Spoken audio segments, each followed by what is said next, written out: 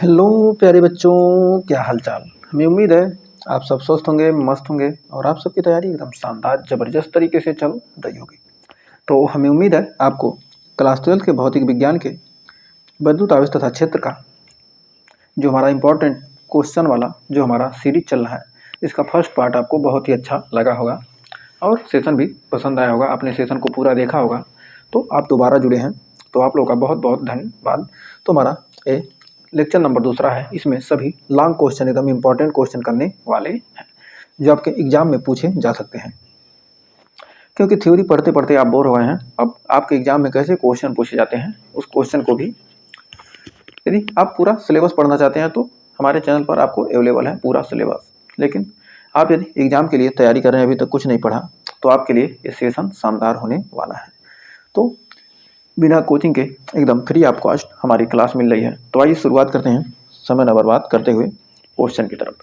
तो हमारा first chapter का क्वेश्चन क्या कह रहा है, कह रहा स्थिर वैद्युतिकी में गॉस की प्रमेय लिखकर सिद्ध कीजिए। मतलब गॉस का प्रमेय से क्या करना है, सिद्ध करना है कि किसी खोखले बेलन के भीतर इतना कूलाम आवेश है तथा वक्र पृष्ठ पर संबद्ध वैद्युत फ्लक्स इतना न्यूटन मीटर स्क्वायर कूलाम है, तो इसके किसी एक समतल पृष्ठ से संबद्ध वैद्युत फ्लक्स क्या करना है, ज्ञात करना है। तो किसी एक समतल पृष्ठ से संबद्ध वैद्युत फ्लक्स की हमें क्या करनी है, गणना करनी है। तो सबसे पहले हम एक क्या करेंगे, एक हम बंद वैद्युत पृष्ठ लेंगे। एक हमारा क्या करेंगे, एक हमारा बंद पृष्ठ लेंगे जो क्या होगा, हमारा एक बंद पृष्ठ। बिना बंद पृष्ठ क्या होता है, हमारा गॉस का प्रमेय प्रूफ नहीं होता है।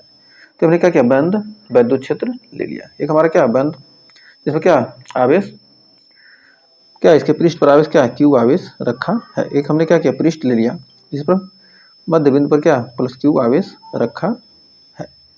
तो हम क्या करेंगे, एक गॉसियन पृष्ठ की कल्पना करेंगे। एक बंद गॉसियन पृष्ठ की हमने क्या की, कल्पना की। उसके हमने एक क्षेत्र में हमने क्या किया, एक अल्पांश की क्या करते हैं, कल्पना कर लेते हैं। हमने क्या किया, एक छोटा सा अल्पांश ले लिया। इस गॉसियन पृष्ठ पर हमने क्या किया, एक अल्पांश ले लिया। तो अब अल्पांश से हम क्या करेंगे, हमने एक अल्पांश ले लिया तो इसको हम क्या करेंगे, यहाँ से मिला देंगे। यहाँ से हमने क्या किया, मिला दिया। एक अल्पांश हमने ले लिया और क्या किया, हमने इसको मिला दिया। तो हमारा यह क्या बनाएगा, यहाँ से हमें क्या किया, ये ओमेगा कोण बना लेगा। एक सेकेंड, इसको थोड़ा सा ये पूरा आपसे बनाते हैं अच्छे तरीके से। तो हमने क्या किया, एक गॉसियन पृष्ठ की हमने क्या किया, कल्पना कर ली। तो हमने क्या किया, गॉसियन पृष्ठ का कल्पना कर लिया और इसके किसी एक बिंदु पर हमने क्या किया, छोटा सा अल्पांश ले लिया। यहाँ पर छोटा सा अल्पांश ले लिया और इसके बंद बिंदु पर क्या, कहीं पर हमने क्या किया, प्लस क्यू आवेश ले लिया। तो बिंदुओं पर क्या कोई आवेश प्लस क्यू है। तो इससे हमने क्या किया, इसको हमने क्या किया, इसके गॉसियन पृष्ठ क्या हमने खींच लिया। तो क्या कोण बना रहा है, यहाँ से इसके पृष्ठ से क्या कर रहा है, पृष्ठ से हमारा कोण बना रहा है क्या, हमारा एक कोण बना रहा है। कौन सा कोण बना रहा है, डी ओमेगा। तो डी ओमेगा कोण बना रहा है। अब यहाँ पर हमने क्या किया, पृष्ठ के लंबवत हमारा क्या करेंगे, वैद्युत क्षेत्र प्लस क्यू आवेश है। तो इसके कारण वैद्युत क्षेत्र क्या होगा, प्लस क्यू आवेश का वैद्युत क्षेत्र क्या होगा, दूर की तरफ होगा।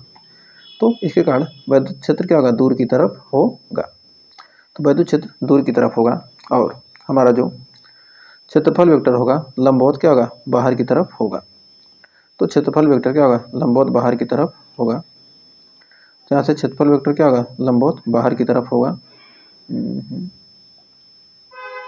क्षेत्रफल वेक्टर क्या होगा, लंबवत बाहर की तरफ होगा।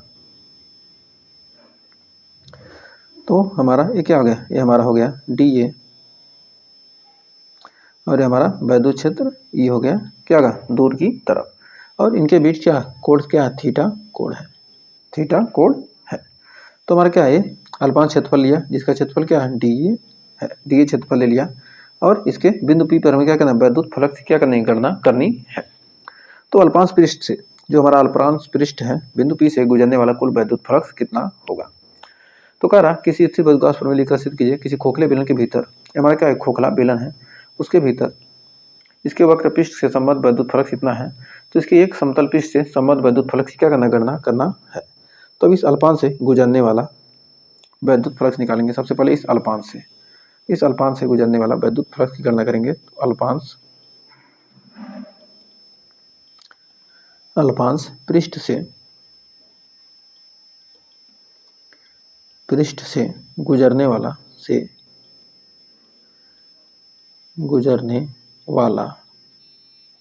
अल्पांश पृष्ठ से गुजरने वाला वैद्युत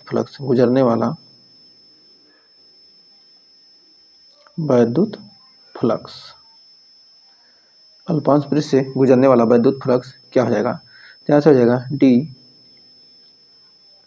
फाई ई बराबर हो जाएगा E D A cos theta हो जाएगा।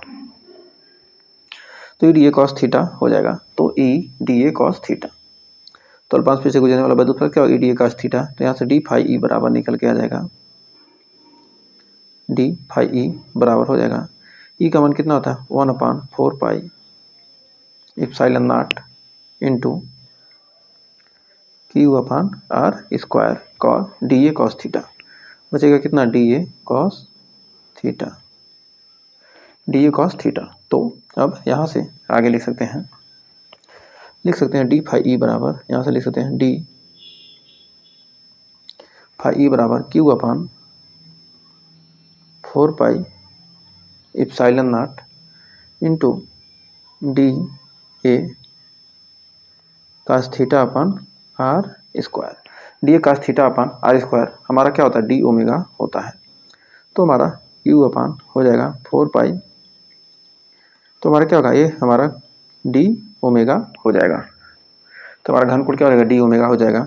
तो डी फाई ई बराबर क्या होगा, हमारा डी ओमेगा आ गया।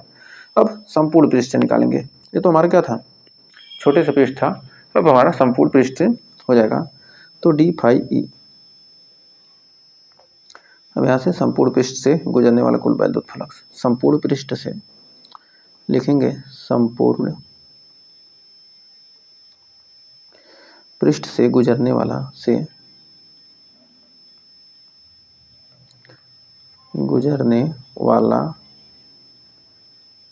कुल वैद्युत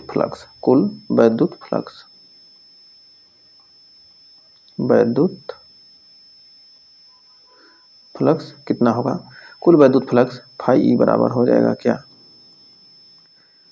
close integration D phi E. तो डी फाई ई, तो यहाँ से फाई ई बराबर निकल कर कितना आ जाएगा, डी फाई ई की जगह पर हमारा क्लोज इंटीग्रेशन हो जाएगा Q upon 4 pi epsilon not, Q upon 4 pi epsilon naught into D omega हो जाएगा। तो अब यहाँ से आगे यहाँ देखेंगे तो जाएगा डी ओमेगा, तो हमारा यहाँ से निकल कर रहेगा कितना, तो लिख सकते हैं फाई ई बराबर Q upon 4 pi epsilon not, ये क्या हमारा कांस्टेंट है, बाहर आ जाएगा, और यहाँ से क्लोज इंटीग्रेशन डी ओमेगा। अब ओमेगा का हमारा समाकलन क्या हो जाएगा, यहाँ से क्यू अपान 4 पाई ओमेगा का समाकलन डी ओमेगा का हमारा हो जाएगा ओमेगा। तो ओमेगा बराबर हमारा क्या है 4 पाई, हमारा ओमेगा पर क्या यहाँ से आ जाएगा 4 पाई, तो हमारा 360 हो जाएगा, ओमेगा का मान 4 pi into epsilon naught into 4 पाई। तो 4 पाई से क्या हो गया, 4 पाई हमारा क्या हो जाएगा, यहाँ से कैंसिल हो जाएगा। तो हमारा यहाँ से निकल कर आ जाएगा फाई ई बराबर क्यू अपान एप्सिलॉन नॉट, ये हमारा क्या हो गया, गॉस का प्रमेय हमारा क्या होगा, ये हमारा क्या है, गॉस का प्रमेय है। यही क्या है, यही गॉस का प्रमेय है, यही गॉस की क्या है, प्रमेय है, यही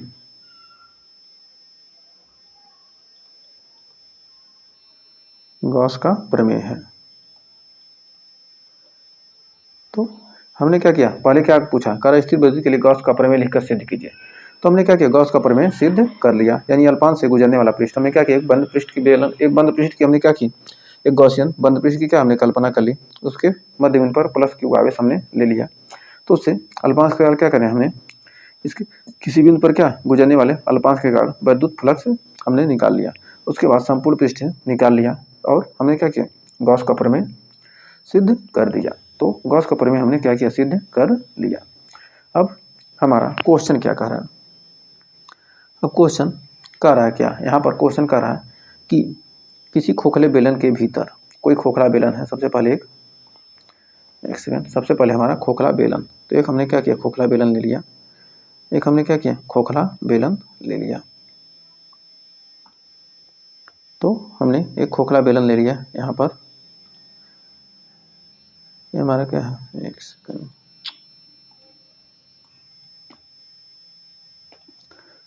तो हमने एक खोखला बेलन ले लिया, ये हमारा क्या हो गया, एक खोखला बेलन हो गया। तो एक खोखला बेलन हमने ले लिया।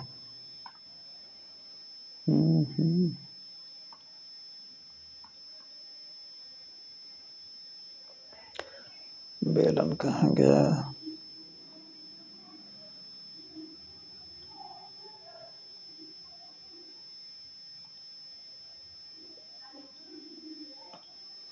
कोई बात नहीं, यहाँ से सबसे पहले हम इसको कर लेते हैं।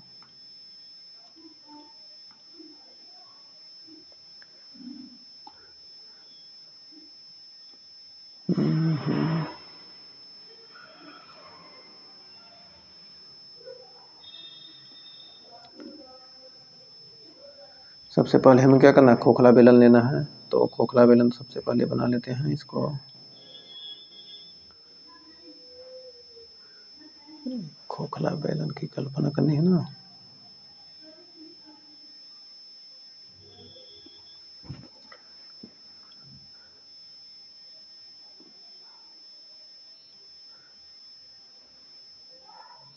हमारा एक खोखला बेलन बनकर तैयार हो गया। तो हमने क्या किया, एक बेलन ले लिया, हमने एक बेलन ले लिया।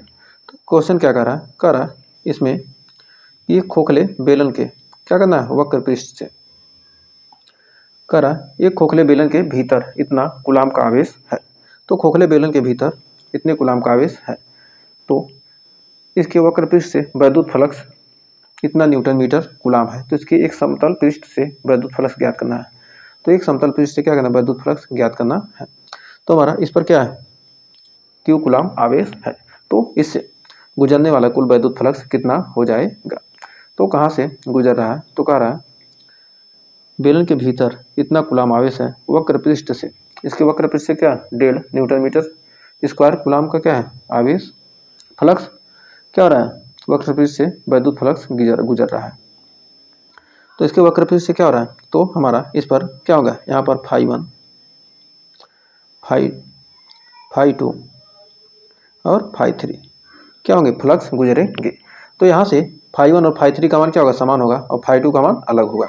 तो यहाँ पर कुल वैद्युत फ्लक्स निकालेंगे तो φ1 प्लस φ2 प्लस φ3 हो जाएगा। और हमारा कुल फ्लक्स क्या होता है, क्यू अपान एप्सिलॉन नॉट के बराबर होता है गॉस के प्रमेय से। किसी बंद पृष्ठ से गुजरने वाला कुल वैद्युत फ्लक्स का क्यू अपान एप्सिलॉन नॉट गुना बराबर होता है। तो अब यहाँ से φ1 और φ यहाँ पर दोनों तरफ क्या, दोनों फ्लक्स समान होगा, तो यहाँ से हो जाएगा φ, और φ2 का मान कितना दिया है 1.5, यहाँ पर कितना दे दिया है, गुजरने वाला वक्र पृष्ठ से क्या गुजर रहा है 1.5। तो हमारा ये वक्र पृष्ठ है, वक्र पृष्ठ से गुजरने वाला 1.5 है प्लस φ और क्यू अपान एप्सिलॉन नॉट का मान, क्यू का मान दिया कितना 17.7 गुणे 10 का पावर माइनस 12। तो कुल आवेश कितना दिया 17.7 गुणे 10 का पावर माइनस 12 कूलाम। तो और हमारा इसका मान कितना होता है, एप्सिलॉन नॉट का मान होता है 8.85 इंटू 10⁻⁻12 होता है। तो यहाँ से हम काटेंगे तो कितना हो जाएगा, ये 12 से 12 कट जाएगा, और ये हमारा कटेगा कितना 85 गुना 170 यानी 2 बार में, और हमारा निकल कर आ जाएगा यहाँ से 2φ प्लस 1.5 बराबर 2। तो 1.5 इधर जाएगा तो कितना हो जाएगा, हमारा हो जाएगा कितना 2φ बराबर यहाँ से निकल कर आ जाएगा 2φ बराबर 0.2 5। तो यहाँ से फाई का मान निकल कर आ जाएगा 0.5/2, यानी हो जाएगा फाई का मान 0.25 न्यूटन मीटर स्क्वायर प्रति कूलाम। इतना फ्लक्स क्या होगा, गुजरेगा। तो हमारा एकदम शानदार तरीके से आंसर आ चुका है। तो बढ़ते हैं आगे। तो एक और शानदार क्वेश्चन आ चुका है। कह रहा है, क्वेश्चन हमारा क्या कह रहा है, कह रहा है एक अनंत लंबाई के एक समान आवेशित सीधे तार का, कोई एक अनंत लंबाई का क्या है, एक समान रूप से आवेशित सीधे तार का रैखिक आवेश घनत्व दिया है इतना, कूलाम प्रति मीटर दिया है, Q/L का मान दिया है। तो तार के 2 सेंटीमीटर दूर उत्पन्न वैद्युत क्षेत्र की तीव्रता ज्ञात करनी है। तो क्या कर रहा है, अनंत लंबाई के सीधे आवेशित तार के लिए दिया है।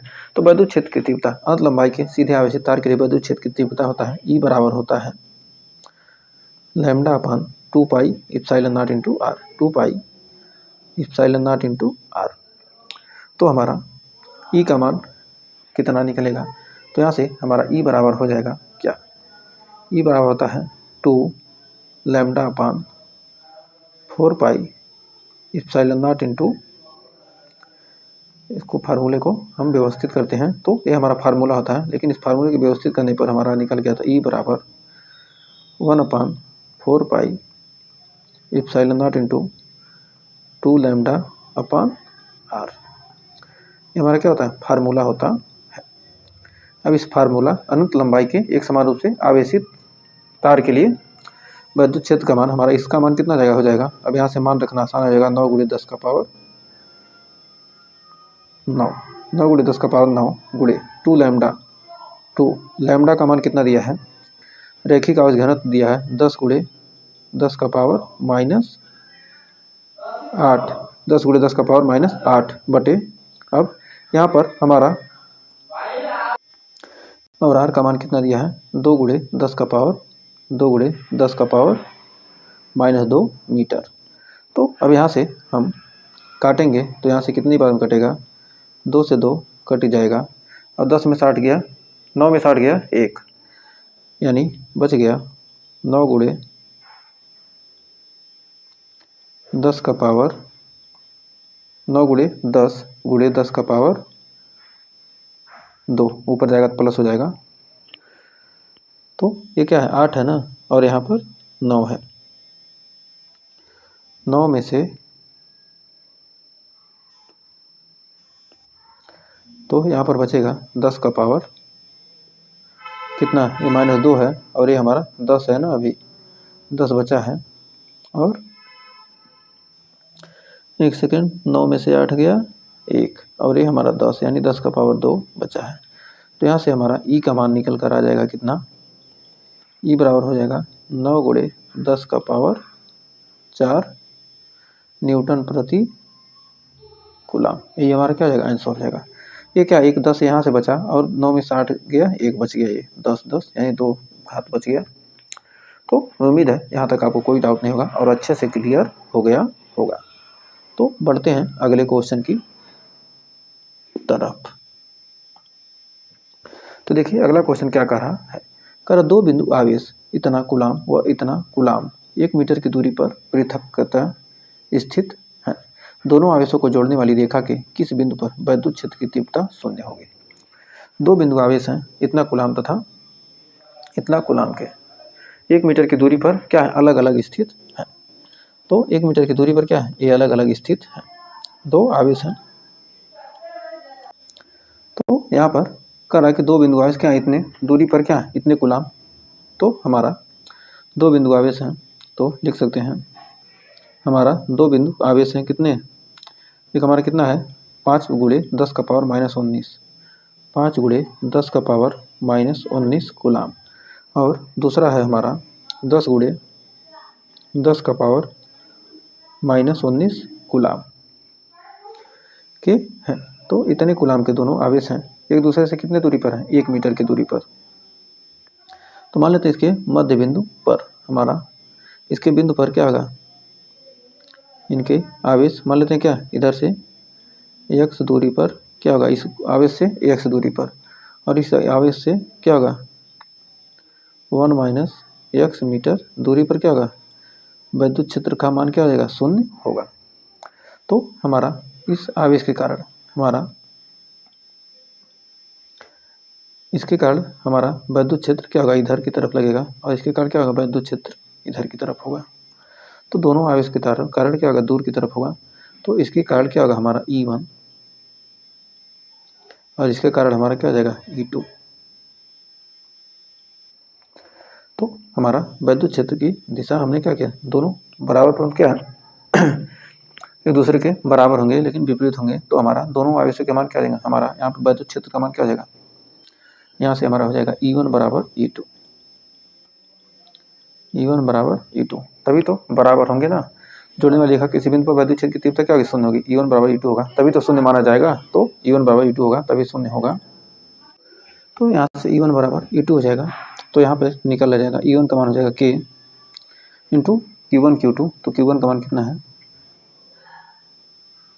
4 ई बराबर क्या होगा 1/4 pi epsilon not Q upon R square. तो Q का मान कितना है, 5 गुणे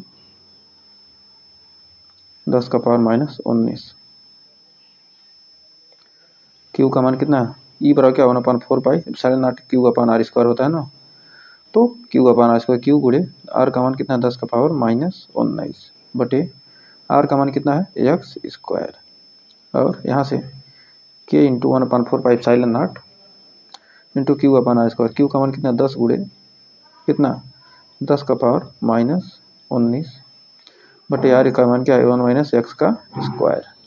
तो यहाँ से हमारा क्या आ जाएगा, K से K कट जाएगा, और 5 से यहाँ पर कितना आ जाएगा, 2 बार में कट जाएगा, और 10 का पावर माइनस 19 से 10 का पावर माइनस 19 कट जाएगा। अब हमारा बच जाएगा यहाँ पर 1 अपान एक्स स्क्वायर, 1 अपान एक्स का स्क्वायर, और यहाँ पर बचेगा कितना √2 अपान 1 माइनस एक्स का टोटल का कितना होल स्क्वायर। तो अब यहाँ से हम लिख सकते हैं आगे, अब आइए आगे हल करते हैं। तो हमारा निकल कर आ जाएगा कितना, हमारा आ जाएगा 1 माइनस, दोनों तरफ क्या हट जाएगा तो हो जाएगा 1 माइनस एक्स, या लिख सकते हैं इसको हम सबसे पहले लिख सकते हैं, सबसे पहले लिख लीजिए एक लाइन और, 1 अपान एक्स बराबर √2 अपान 1 माइनस एक्स। अब इधर गुणा करेंगे तो हमारा आ जाएगा 1 माइनस एक्स बराबर X root two, X root two, X root two हो जाएगा। तो हमारा √2 का मान कितना हो जाएगा 1.4।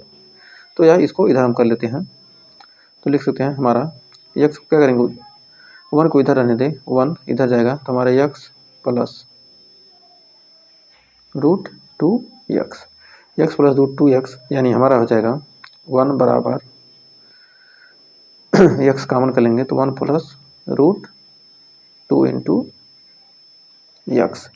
अब 1 बराबर, और √2 का मान कितना होगा 1.41 इंटू एक्स। तो यहाँ से हमारा निकल कर आ जाएगा एक्स बराबर 1 अपान हो जाएगा 2.4 हो जाएगा। अब यहाँ से हमारा x का मान निकल कर आ जाएगा कितना, यहाँ से हमारा x बराबर निकल कर आ जाएगा 0.414 मीटर।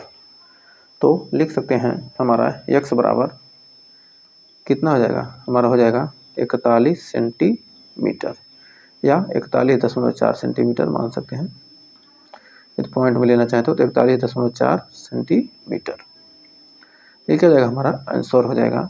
तो लिख सकते हैं अतः एक्स हमने कहाँ से माना है, एक्स हमने क्या माना, इधर से माना है ना। तो इस आवेश से इतना सेंटीमीटर दूरी पर, तो हम कर सकते हैं 5 गुणे 10 का पावर माइनस 19 गुलाम से 41.4 सेंटीमीटर की दूरी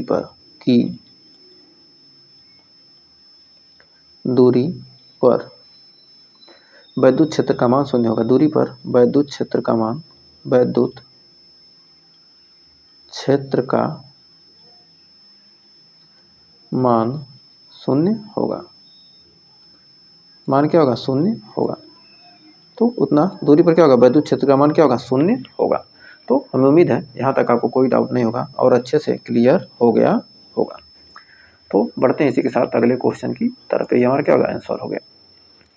तो बहुत ही शानदार। अगला क्वेश्चन क्या कर रहा है? एक समान वैद्युत क्षेत्र में कोई एक समान वैद्युत क्षेत्र है स्थित वैद्युत द्विध्रुव पर लगने वाला महत्तम बल आघूर्ण का सूत्र प्राप्त कीजिए। तो वैद्युत द्विध्रुव के कारण लगने वाला वैद्युत आघूर्ण का सूत्र ज्ञात करना है और इसके आधार पर वैद्युत द्विध्रुव आघूर्ण की परिभाषा भी लिखिए। 2014 में आया, 22 में आया, तो 26 में आ सकता है। तो वेरी वेरी इंपॉर्टेंट लगा लीजिए। तो सबसे पहले हमने क्या किया? वैद्युत क्षेत्र ले लिया, एक समान वैद्युत क्षेत्र। एक समान हमने क्या किया? वैद्युत क्षेत्र ले लिया। तो एक समान हमारा क्या है? वैद्युत क्षेत्र है।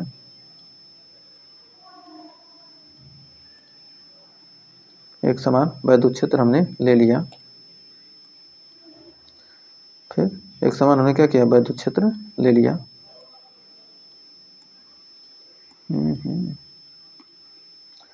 एक समान हमने क्या किया? वैद्युत क्षेत्र।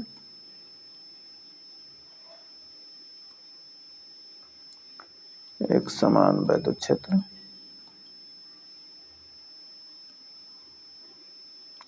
एक समान हमने वैद्युत क्षेत्र ले लिया। एक समान वैद्युत क्षेत्र में हमने क्या किया? एक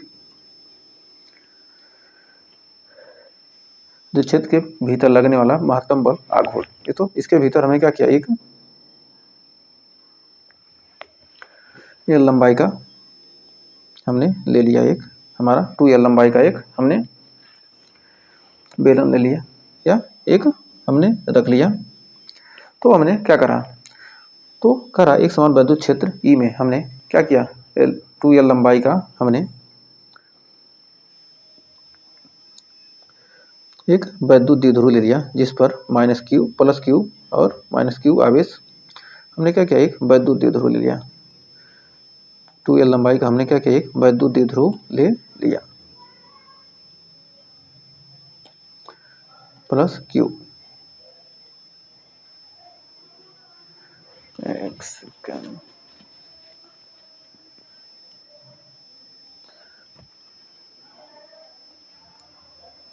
हमने +q एक हमने क्या किया? वैद्युत द्विध्रुव ले लिया +q और -q। 2L लंबाई का हमने क्या किया? एक वैद्युत द्विध्रुव ले लिया इसके भीतर कितने कोण पर? थीटा कोण पर। तो यह हमारा क्या कर रहा है? थीटा कोण बना रहा है। तो यह क्या होगा? यह इसका एक आधार बन जाएगा। तो ये क्या किया? थीटा कोण पर हमने क्या किया? एक वैद्युत द्विध्रुव आघूर्ण ले लिया जो क्या कर रहा है? इसके वैद्युत क्षेत्र के पृष्ठ क्या कर रहा है? थीटा कोण पर झुका हुआ है। तो अब इसके लंबवत, तो इसके लंबवत दूरी हम निकालेंगे। तो इसके पृष्ठ के लंबवत हम क्या करेंगे? यह +q आवेश है तो इसके कारण कुछ क्या होगा? बल लगेगा। तो +q आवेश के कारण लगने वाला बल तो दूर की तरफ लगेगा तो हमारा हो जाएगा F। और यहाँ पर भी क्या लगेगा? एक वैद्युत बल लगेगा F। ये भी क्या होगा? दूर की तरफ लगने वाला बल होगा। तो इस पर लगने वाला बल क्या होगा? F दूर की तरफ लगेगा। तो इस पर ये दोनों बल क्या होंगे? बराबर परंतु विपरीत दिशा में लगने वाले बल होंगे जो इसको क्या करेंगे? बैलेंस करेंगे। तो हमने क्या किया? इसके लंबवत हमने अभिलंबवत क्या किया? हमने एक रेखा खींच लिया यहाँ से। अभिलंबवत एक रेखा हमारा आ जाएगा यहाँ पर जिसकी लंबाई क्या हो जाएगी? हमारा यह थीटा कोण पर है तो इसके अभिलंबवत। तो यहाँ से हमारा वैद्युत द्विध्रुव आघूर्ण निकालेंगे। तो वैद्युत द्विध्रुव का क्या होगा? जो हमारा बल आघूर्ण होगा टाउ। तो लगने वाला बल आघूर्ण टाउ बराबर होता है कितना? बल गुणे बल। इन दोनों आवेशों के बीच जो लगने वाला बल होगा, बल गुणे जो वैद्युत क्षेत्र में, एक समान वैद्युत क्षेत्र में थीटा कोण पर क्या है? हमारा क्या एक समान वैद्युत क्षेत्र है। थीटा कोण पर रखा है ना, ये थीटा कोण पर जब रखा है तो इसके बीच जो लगने वाला अभिलंबवत बल है जो इसको क्या करे? घुमाने को बैलेंस कर रखा है। लगने वाला बल तथा उनके बीच की अभिलंबवत दूरी, उन दोनों आवेशों के बीच की जो अभिलंबवत दूरी है अभी लंबवत दूरी के क्या होता है, लंबवत डिस्टेंस, TANCE, लंबवत डिस्टेंस। अभी लंबवत दूरी तो हमारा क्या होगा, ये 2l है, तो ये 2l है और ये थीटा है, तो साइन थीटा बराबर क्या होता है, लंब बटे आधार, लंब बटे कर्ण, साइन थीटा क्या, लंब बटे कर्ण, तो लंब है और यहाँ से थीटा बराबर निकालेंगे तो साइन थीटा बराबर लंब कितना है, लंब है हमारा ये, इसको मान लेते हैं ABC, तो लंब है हमारा AB,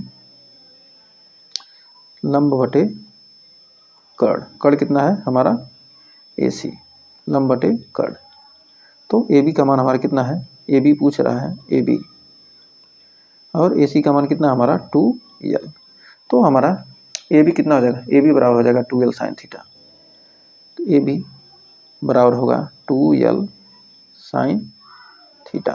तो अभी लंबवत दूरी कितना है हमारा, AB है, अभी लंबवत दूरी AB है तो हमारा यहाँ से टाउ का मान निकल कर आ जाएगा, F गुणे, F का मान कितना होता है, F बराबर क्या होगा, Q इंटू ई, Q इंटू ई, तो आवेश, आवेश क्या होगा, आवेश का मान कितना है Q, और हमारा वैद्युत क्षेत्र E में रखा है तो F बराबर क्या हो जाएगा, Q इंटू ई गुणे 2l sine theta, 2l sine theta, तो यहाँ से हमारा टाउ बराबर यहाँ से निकल कर आ जाएगा कितना,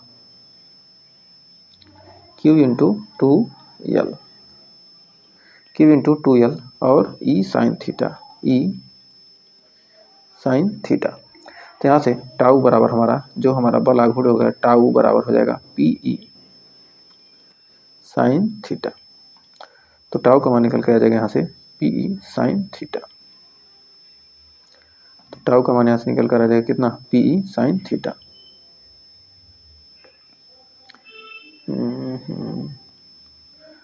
टाउ बराबर यहाँ से निकल के आ जाएगा कितना, PE साइन थीटा, तो टाउ का मान निकल के आ गया PE साइन थीटा। थीटा बराबर 90 डिग्री हो, यदि क्या हो, लंबवत हो, तो कह रहा इसके आधार पर वैद्युत ध्रुवांक की परिभाषा लिखिए, तो महत्तम बल आघूर्ण, थीटा का मान कितना हो, 90 डिग्री हो, ये थीटा का मान 90 डिग्री हो, ये थीटा बराबर क्या हो, 90 डिग्री, तो यदि थीटा बराबर कितना हो, 90 डिग्री हो, तो tau maximum PE sine 90, sine 90 का मान 1 होता है, तो इसलिए PE इंटू 1, यानी टाउ मैक्स क्या हो जाएगा,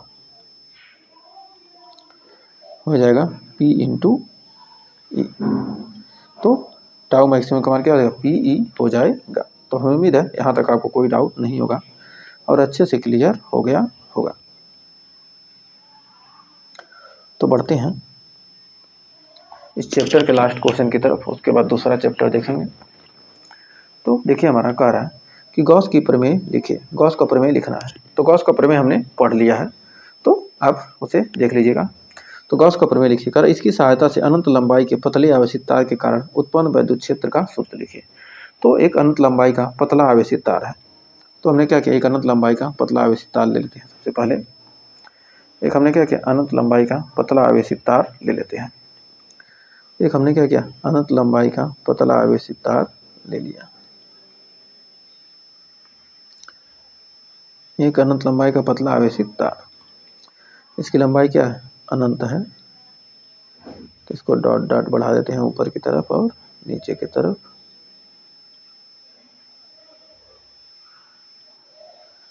तो हमने क्या किया, अनंत लंबाई का एक पतला आवेशित तार ले लिया। हमारा क्या होगा, अनंत लंबाई का पतला आवेशित तार है, तो इसके चारों तरफ क्या करें, हम गॉसियन पृष्ठ की क्या करें, एक कल्पना कर लेंगे। तो इसके एक और हमने क्या किया, इससे r दूरी पर हम क्या करेंगे, इसको हमने क्या किया, प्लस क्यू आर, इसको हमने धनावेश दे दिया, इसको हमने क्या किया, धनावेश दे दिया, और इससे हम क्या करेंगे, r दूरी पर क्या करेंगे, गॉसियन पृष्ठ की कल्पना करेंगे। इसके पृष्ठ से हम क्या करेंगे, इस पतले तार से क्या करेंगे, हम r दूरी पर एक गॉसियन पृष्ठ की क्या करेंगे, हम कल्पना कर लेंगे। एक हम क्या करेंगे, इससे r दूरी पर एक गॉसियन पृष्ठ, एक गॉसियन बेलन की क्या करेंगे, हम कल्पना करेंगे। तो इससे r दूरी पर हमें क्या किया, एक गॉसियन बेलन की कल्पना कर ली। इससे r दूरी पर क्या करेंगे, हम एक गॉसियन बेलन की क्या करेंगे, कल्पना करेंगे। तो इससे r दूरी पर हम क्या करेंगे, गॉसियन बेलन की एक कल्पना कर लेंगे। एक पतला आवेशित तार है ना, तो अब इसके चारों तरफ हम क्या करेंगे, गॉसियन बेलन की कल्पना कर लेंगे।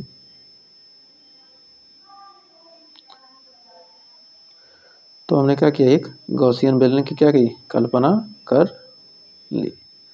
तो हमारा एक गॉसियन बेलन बन गया। तो इससे कितनी दूरी पर, हमारा r दूरी पर। तो r दूरी पर तो हम क्या करेंगे, इसके पृष्ठ पर हम क्या करेंगे, वैद्युत फ्लक्स का मान ज्ञात करेंगे। तो इस पृष्ठ पर, फिर इसके पृष्ठ पर अल्पांश के कारण क्या गुजरने वाला वैद्युत फ्लक्स निकालेंगे, और इसके पृष्ठ पर, इसके सपाट पर और सर्कुलर पृष्ठ पर क्या करेंगे, हम क्या करेंगे हम, तो यहाँ पर हमारा जो वैद्युत क्षेत्र होगा दूर की तरफ होगा, और यहाँ पर लंबवत बाहर की तरफ इसका क्षेत्रफल वेक्टर dA हो जाएगा। लंबवत बाहर की तरफ, यहाँ पर वैद्युत क्षेत्र क्या होगा, दूर की तरफ प्लस के कारण, यहाँ पर वैद्युत क्षेत्र दूर की तरफ, और हमारा क्षेत्रफल वेक्टर भी क्या होगा, लंबवत बाहर की तरफ हो जाएगा यहाँ पर। लेकिन यहाँ पर क्षेत्रफल वेक्टर क्या होगा, लंबवत बाहर की तरफ, और वैद्युत क्षेत्र क्या होगा, दूर की तरफ, वेक्टर E हो जाएगा। अब संपूर्ण पृष्ठ से गुजरने वाला कुल वैद्युत फ्लक्स, और इस बेलन की लंबाई क्या मान लेते हैं, L मान लेते हैं। तो हमारा अब इस संपूर्ण बेलन के कारण हम क्या करेंगे, इसके इस भाग पर और जो हमने अल्पांश मांगना है उस पर क्या करेंगे, हम गॉसियन पृष्ठ की को क्या करेंगे, गुजरने वाला वैद्युत फ्लक्स निकालेंगे। तो संपूर्ण गॉसियन पृष्ठ से, जो हमने क्या गॉसियन पृष्ठ माना है, तो संपूर्ण गॉसियन पृष्ठ से गुजरने वाला, संपूर्ण गॉसियन पृष्ठ से, संपूर्ण गॉसियन पृष्ठ से गुजरने वाला कुल वैद्युत फ्लक्स, गॉसियन पृष्ठ से गुजरने वाला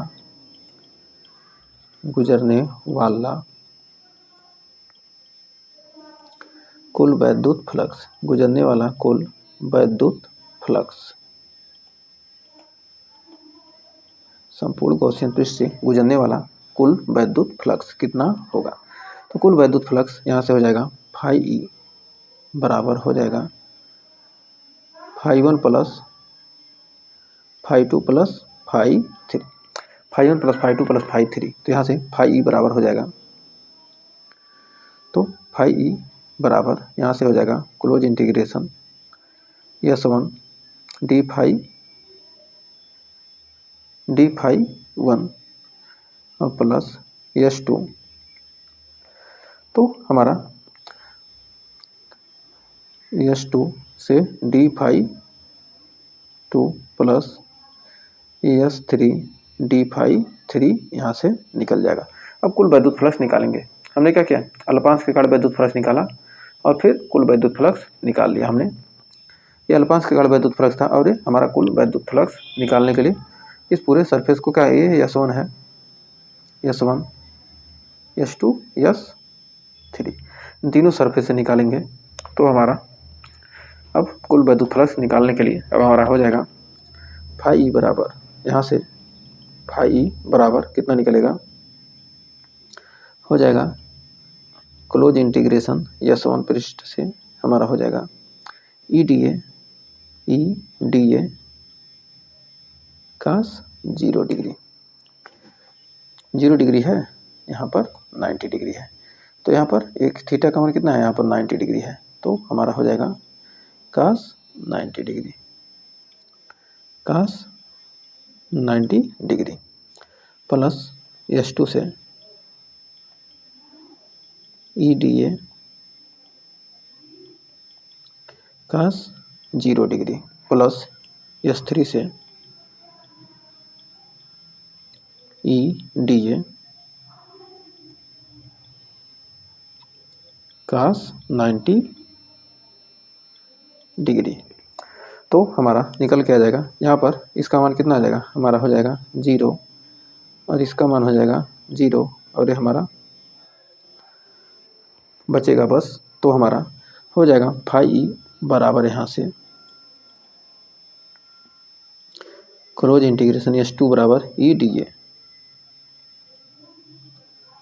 ई डी ए, तो ई डी ए बचेगा तो हमारा फाई बराबर यहाँ से निकल कर आ जाएगा ई कॉमन हो जाएगा, यहाँ से आ जाएगा डी ए, तो डी ए बराबर हमारा हो जाएगा ई ए, हमारा हो जाएगा ई ए का ई ए हो जाएगा। अब यहाँ से फाई ई बराबर निकल के आ जाएगा कितना, ई इंटू क्षेत्रफल क्या हो जाएगा, बेलन का क्षेत्रफल 2 pi R into L, 2 pi R L. समीकरण नंबर 1, समीकरण नंबर 1 गॉस प्रमेय से अब यहाँ पर हमारा हो जाएगा, अब इसको गॉस प्रमेय से, गॉस प्रमेय से, गॉस प्रमेय से हम देखेंगे तो हमारा निकल के आ जाएगा फाई ई बराबर Q upon epsilon not, Q upon epsilon not. तो हमारा क्यू अपान एप्सिलॉन नॉट, तो यहाँ से फाई ई बराबर निकल के आ जाएगा फाई ई बराबर लैम्डा यल अपान क्यू बराबर क्या होता है लैम्डा इंटू यल अपान हो जाएगा एप्सिलॉन नॉट। हो गया हमारा समीकरण नंबर 2।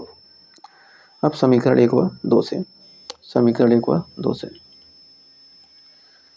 1 व 2 से, तो फाई ई का मान इतना है क्यू अपान एप्सिलॉन नॉट, और यहाँ पर है E into 2 pi R L है, और यहाँ पर lambda L upon epsilon not है, तो हमारा E into 2 pi R L बराबर यहाँ पर दिया है lambda L upon epsilon not. तो यहाँ से काटने पीटने पर हमारा ई का मान निकल कर आ जाएगा कितना, ई बराबर lambda upon 2 pi R L, 2 pi epsilon naught into R, 2 pi epsilon naught into ये क्या होगा एल से एल यहाँ पर कट गया, एप्सिलॉन नॉट इंटू आर। तो यहाँ से कितना आ गया ई बराबर 2 pi epsilon naught into R. छोटा इसको थोड़ा सा कर लेते हैं,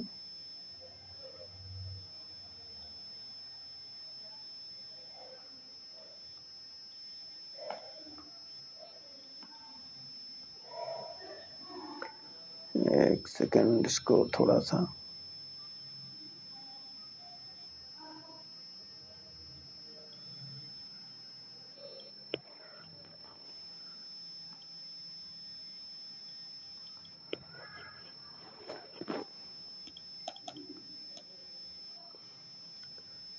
तो हो गया ना। अब यहाँ से हम इसको लिख सकते हैं 2 pi epsilon naught into R, ये हमारा क्या होगा फार्मूला बनकर तैयार हो गया। तो हमें उम्मीद है यहाँ तक आपको कोई डाउट नहीं होगा और अच्छे से क्लियर हो गया होगा। तो यही हमारा क्या था, क्या कह रहा है, एक अनंत लंबाई के आवेशित तार के लिए विद्युत क्षेत्र के लिए उत्पन्न विद्युत क्षेत्र का हमने क्या किया फार्मूला क्या किया हमने निकाल दिया। तो हमें उम्मीद है यहाँ तक आपको कोई डाउट नहीं होगा और ये फर्स्ट चैप्टर आपको अच्छे से क्लियर हो गया होगा। तो हमें उम्मीद है सेशन यहाँ तक पसंद आया होगा। तो इसके बाद हम लेकर मिलेंगे सेकंड चैप्टर को एकदम शानदार जबरदस्त तरीके से। तो आप इस सेकंड चैप्टर को देखना जरूर भूलिएगा मत, तो इसको जरूर देखिएगा। इसके नेक्स्ट वीडियो में हम सेकंड चैप्टर लेकर मिलेंगे एकदम शानदार जबरदस्त तरीके से। तो ये सेशन पसंद आया तो सेशन को लाइक कीजिएगा, शेयर कीजिएगा, और चैनल पर पहले विजिट किए तो चैनल को सब्सक्राइब करना मत भूलिएगा। तो एकदम शानदार तरीके से जो भी आपके एग्जाम के लिए इम्पोर्टेंट क्वेश्चन है सभी क्वेश्चन को हम लेकर कवर कर रहे हैं। तो आज के लिए बस इतना ही, मिलेंगे नेक्स्ट वीडियो में, तब तक के लिए टेक केयर, बाय बाय।